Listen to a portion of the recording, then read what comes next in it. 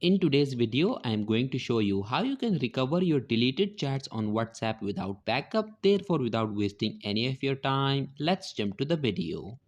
If you have accidentally deleted some chats on WhatsApp and now you want to recover them but you don't have a backup, then what you have to do is to long press on this WhatsApp's logo, go to app info, then go to storage and cache and click on this clear cache option. Now you need to close your phone settings and open your file manager. Go to all files, internal storage, Android, media. Now scroll down and go to com.whatsapp, WhatsApp, then go to databases. Select all these files, click on copy and go back to the previous folder. Go to backups and paste all those files here. And that's it.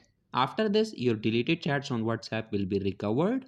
So that was it for this video and I'll see you guys in the next one. Peace out.